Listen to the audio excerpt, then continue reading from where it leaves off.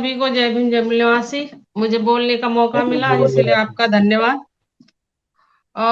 समस्या जैसे बामसेफ ने रेखांकित किया है कि इस बहुजन समाज की बहुत ही जटिल और विकराल समस्या है।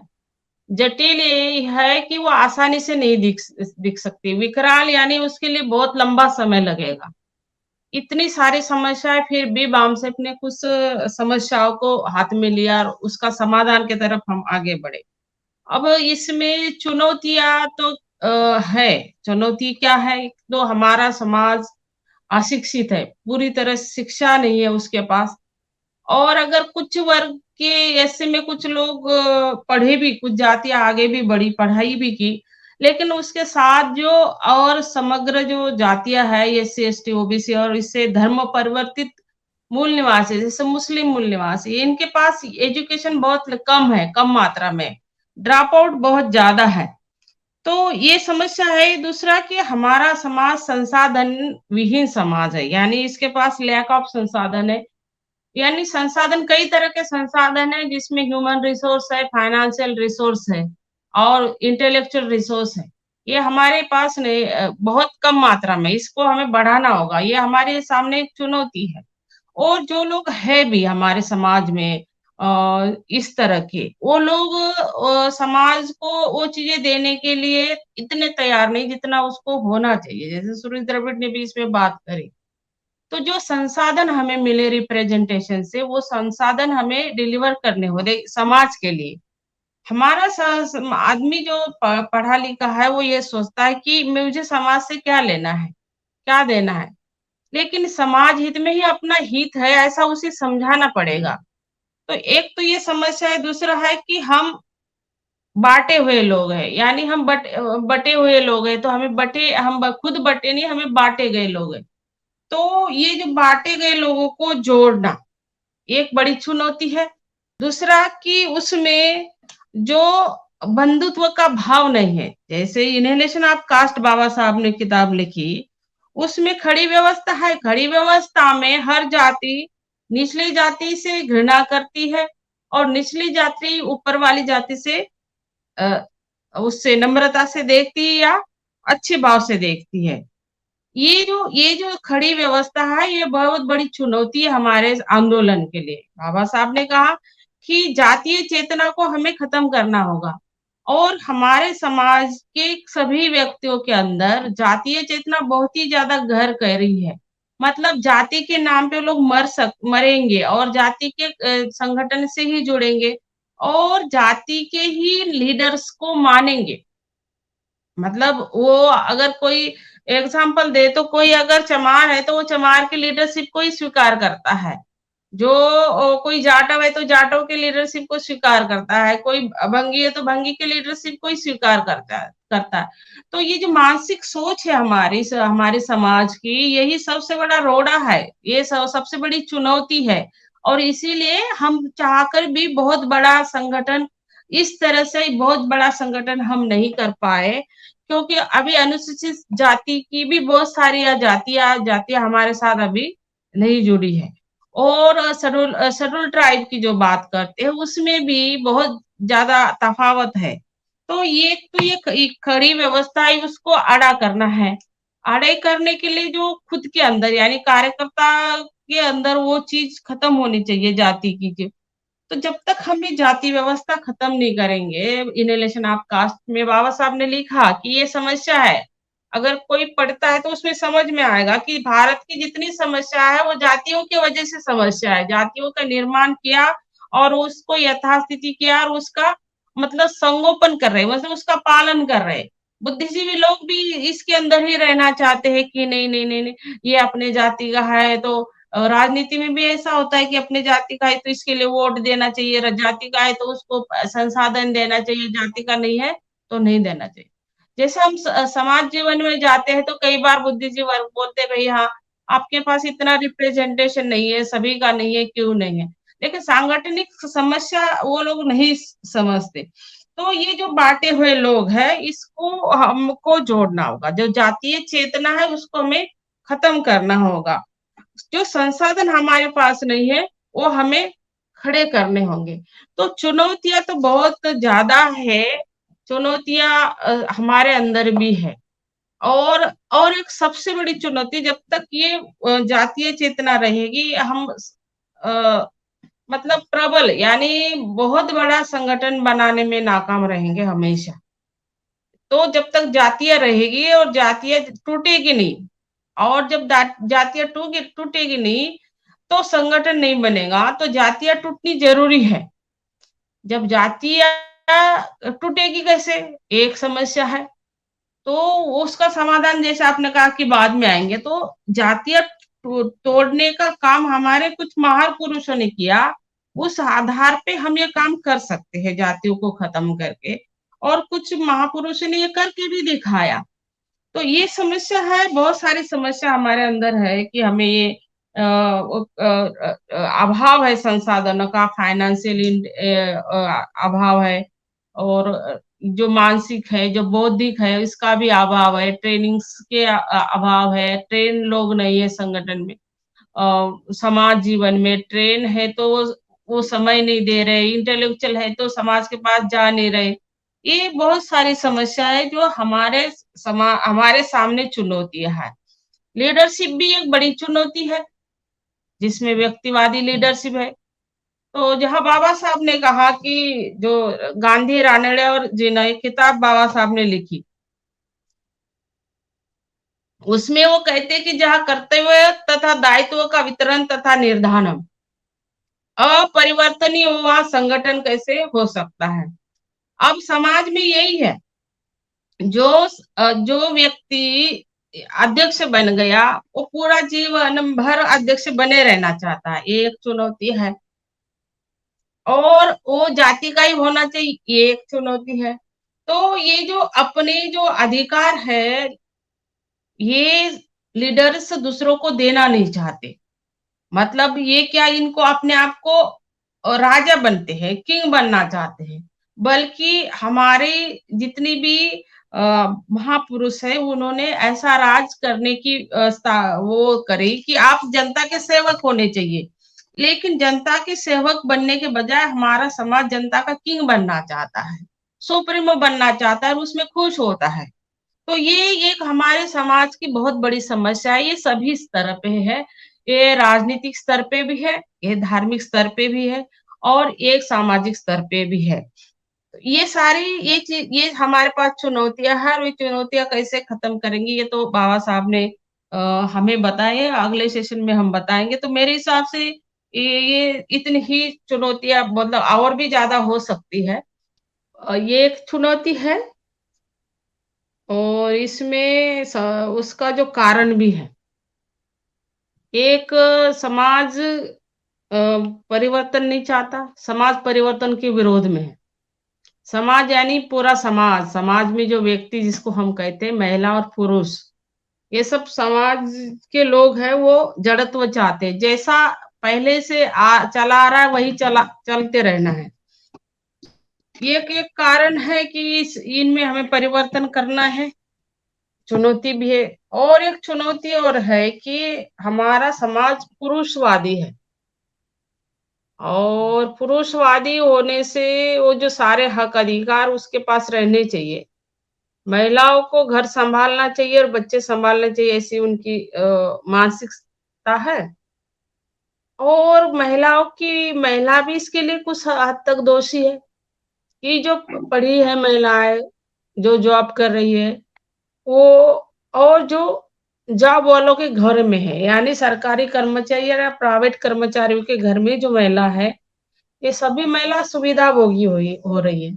और आंदोलन के लिए भी सुविधा सुविधा का छोड़ना एक सबसे बड़ा पहला शर्त है कि आपको अगर आंदोलन में काम करना है तो अपनी सुविधा को छोड़ना पड़ेगा। घर से बाहर निकलना है, उसमें धूप है, गर्मी है, बारिश है, ठंड है, सब कुछ है। या ये सब है कि ये सारी चीजें, फिर भी हम इस दिशा में आगे बढ़ रहे हैं, और संगठन ने इसकी बहुत पहल करी कि सभी मातृ ऑर्गेनाइजेशन और ऑफशूट के ऑर्गेनाइजेशन जिला लेवल तक एक पोस्ट कम से कम महिलाओं को मिलनी चाहिए, और वो है वाइस प्रेसिडेंट। इस तरफ हम बढ़े हैं। अभी जो समाधान है इसका, जो आंदोलन की जो चुनौतियाँ उसका समाधान है, समस्या है, परिवारवाद है, जातिवाद है, व्यक्तिवाद है, मतलब बहुत सारी समस्या है। फिर भी इसको खत्म किया जा सकता है, क्योंकि ये समस्या जितनी भी भारत में है, ये समस्या मानव निर्मित समस्या है, व्यक्तिवाद भी, परिवारवाद भी, जातिवाद भी। तो ये खत्म इसको किया जा सकता है, और हमारे महापुरुषों ने करके भी दिखाया, ऐसा नहीं कि उन्होंने नहीं करा। बाबा साहब को जो स्कॉलरशिप दी वो अदर बैकवर्ड क्लासेस के जो आज हम मानते हैं उन लोगों ने दी। तो वो लोग जानते थे कि वो एक ही कौम के लोग हैं, लेकिन हम नहीं समझना चाहते कि हम और ओबीसी और शेड्यूल कास्ट शेड्यूल ट्राइब एक ही कौम के लोग हैं। ये हमको समझना होगा। और दूसरी बात है कि जो काम करना है, हमें समाज जीवन में जाना है।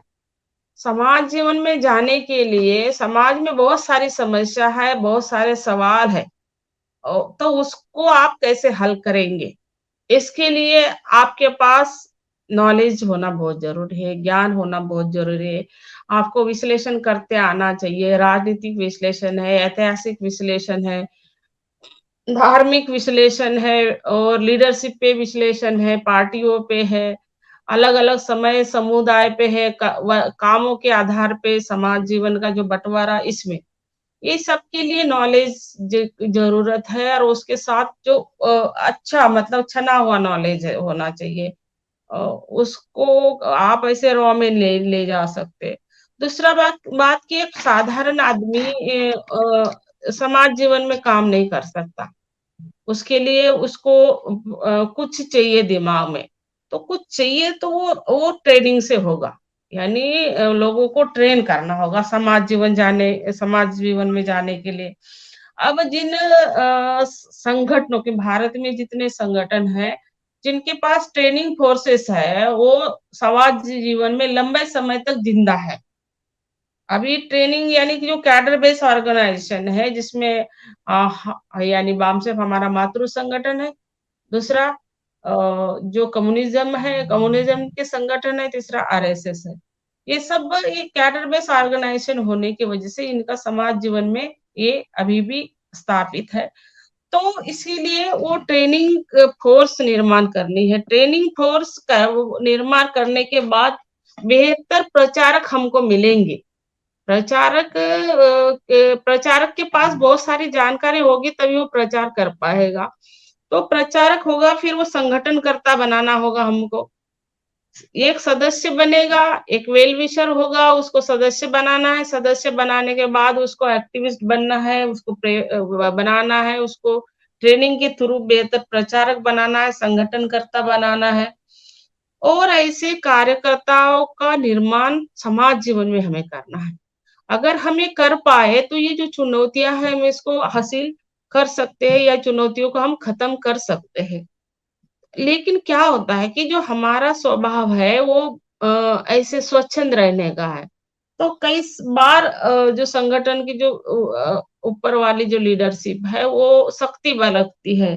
ट्रेनिंग के दौरान संगठन कोई सख्ती बरतता है तो उसे स्वीकार करना चाहिए। कार्यकर्ता को जो सख्ती है, जो नियम है उसको पालना होगा। अगर हम नहीं कर पाएंगे तो हम गवर्निंग सिस्टम में नहीं जा सकते।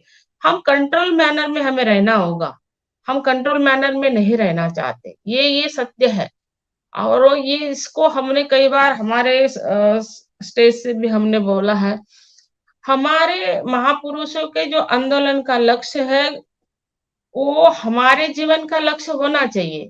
लेकिन हमारे जीवन के लक्ष्य तो कोई और ही होते हैं। अगर हमने हमारे महापुरुषों के आंदोलन के जो लक्ष्य है, जो सामाजिक परिवर्तन है, राजनीतिक परिवर्तन है, सांस्कृतिक परिवर्तन है, ये सब अगर हमारे जीवन का लक्ष्य बनेंगे, हम बनाएंगे तो इसका समाधान हो सकता है।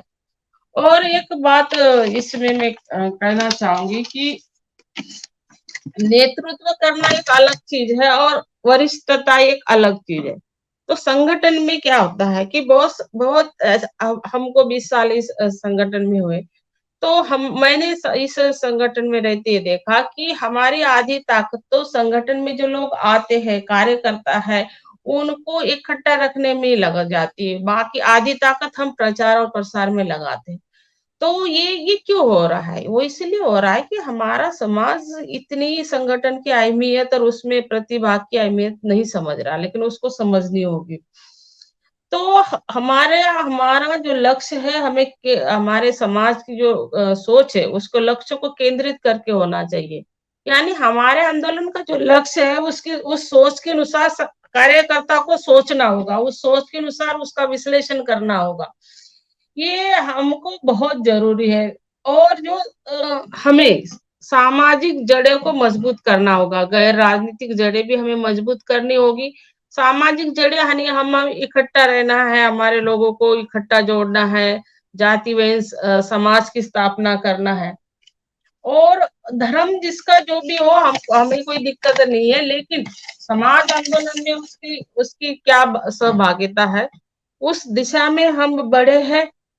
और हमने जैसा बोला है सरोज द्रविड़ ने, इस तरफ हम हमारे मातृ संगठन ने आगे बढ़े और हम एक संस्थागत लीडरशिप का निर्माण कर रहे हैं। उसके तहत हम आगे बढ़ भी रहे। हमने संस्थान बनाया, संस्थान बना के हमने वहाँ ट्रेनिंग के कार्यक्रम शुरू करे। राज्य लेवल पे भी ट्रेनिंग होते हैं, जिला लेवल पे भी होते हैं। ये यही एकमात्र इसका समाधान है कि बहुत बड़े लेवल पर हमें लीडर्स का निर्माण करना होगा, जो लीडर्स ईमानदार होंगे, जो लीडर्स समर्पण और त्याग उनके अंदर होगा। ऐसा अगर लोग संगठन में आते तो बहुत जल्दी हम समाधान कर पाएंगे। हम जितना मात्रा में हम काम करेंगे, यानी जितने जितने मात्रा में हम समाज को हमारे संसाधन देंगे, उतनी ही मात्रा में जल्दी हमें रिजल्ट मिलेगा।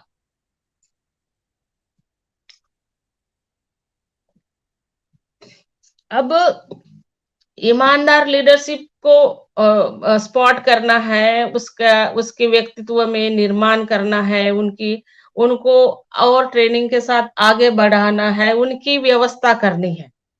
मतलब हमें बहुत सारे काम है, प्रचारक का तंत्र बढ़ाना होगा। ये सब अगर हम कर पाएंगे तो फिर हम ये कर सकते हैं। और इस तरह से अगर समाज में हम बदलाव कर पाए तो हम राजनीतिक बदलाव भी कर सकते हैं, क्योंकि समाज से ही सामाजिक संगठन है, समाज से ही राजनीति आगे बढ़ेगी। तो ये जो जातियों के अंदर जो द्वंद है वो खत्म करना होगा और समाज को यानी पिछड़े लोगों को, पिछड़े हुए समाज को, जो जो लोग पिछड़े हैं इस समाज जीवन में, उन सबको इकट्ठा एक समाज जीवन, एक विचारधारा, एक आइडेंटिटी और एक संगठन, इसके तहत हम इकट्ठा करेंगे तो फिर निश्चित ही हमारा समाधान और होगा। और समाधान करके ही हम जब हमें व्यवस्था पर परिवर्तन कर पाए उसके बाद भी हमें संगठनों की जरूरत होगी। और उस संगठन को बनाए रखना और उसका प्रचार करने के लिए उसके उसके जो ऑर्गेनाइजेशन है उनको ठीक ठाक करने के लिए हमें काम करना ही होगा। दूसरा कि अ, हमें किसी भी संगठन को किसी एक व्यक्ति के हाथ में नहीं रख के पूरे अ, आंदोलन के लोगों के हाथ में होना चाहिए। किसी के पास बहुत ज्यादा ताकतें अगर हम देंगे तो फिर हम उसी रास्ते पे चले जाएंगे, तानाशाह पे। तो हमें हमेशा हर समय ये ध्यान रखना चाहिए कि जो लीडरशिप तानाशाह निर्माण हो रही है राज्य लेवल पे, जिला लेवल पे, उसको हमने साइड में करना होगा। और हमें संस्थागत लीडरशिप को जो लोग अहमियत देते हैं, जो कार्यकर्ता, उन्हें आगे बढ़ाना चाहिए। भले ही कोई कितना भी इंटेलेक्चुअल हो, भले ही कितना योग्य हो, लेकिन जो संगठन के काम के लिए अहमियत देता है, संगठन के लिए त्याग देता है, वो कम पढ़ा लिखा हो, अफसर ना भी हो, तो हमको उस तरफ ध्यान देना होगा। अगर हमने ये काम नहीं करा तो फिर हमारे पास से लोग टूटेंगे। तो ये चरित्र ऊपर से नीचे तक हमें निर्माण करना होगा, संगठन का चरित्र निर्माण करना होगा कार्यकर्ता के अंदर। और कार्यकर्ता को सीरियसली ये समझना होगा। और अगर हम ये संस्थागत लीडरशिप नहीं कर पाएंगे तो फिर निरंकुश लीडरशिप होगी। और फिर ये लोकतंत्र खतरे में पड़ जाएगा। तो ये हमको संस्थागत लीडरशिप की ज़रूरत है और ट्रेनिंग की ज़रूरत है। ये सब हम करेंगे और ऐसा हमारे आंदोलन का लक्ष्य भी है। समाज से मैं ये यही आग्रह करना चाहूँगी जो लोग मुझे सुन रहे हैं कि वो अपने संसाधन रिलीज़ करें, फाइनेंशियली संसाधन रिलीज़ करें, पैसा, समय और व्यक्ति खुद दे तो ये इसका जो लक्ष्य हमारे महापुरुषों ने रखा है, हम बहुत जल्दी हासिल कर पाएँगे। हमको समाज जीवन में समाज के समाज के ब्रेन का काम करना है। मतलब समाज का जो ब्रेन है वो बामसेफ के लोगों के पास वैसे ब्रेन बनाना है। मतलब समाज को हमें डायरेक्शन करना है। हर वो जो जितनी भी समस्या है, जितने भी विषय है, तो समाज को डायरेक्ट करना है, डायरेक्शन में लाना है, समाज को परिवर्तन की दिशा में मोड़ना है और सब समाज को संविधानवाद समझाना है। ये सब हमने करना ही है और सभी कार्यकर्ता ने ये काम तन मन धन लगा के करना चाहिए और परिवर्तन की दिशा में अपना समय और ज्ञान देना चाहिए। दूसरी बात की हमने बताया कि ये जो परिवारवाद है और व्यक्तिवाद है इससे समाज को निकलना चाहिए और जितने जल्दी निकलेंगे उतने जल्दी हमारी समस्याएं समाप्त हो जाएगी और हम एक अच्छे जीवन के लिए जीने के लिए हम ये सब क्यों कर रहे हैं? हम ये इसलिए कर रहे हैं कि आने वाली पीढ़ियों को जो जलालत भरी जिंदगी हमारे पूर्वजों ने जी, वो उस जिंदगी से उन्हें मुक्ति मिले। तो ये सभी हर कार्यकर्ता का, हर व्यक्ति का काम है कि इस बहुत बड़े आंदोलन में अपनी सहभागिता दे। MNT न्यूज नेटवर्क को सब्सक्राइब करें, लाइक और फॉलो करना ना भूलें। साथ ही बेल आइकॉन दबाकर जन जागृति की मुहिम में जुड़े रहें।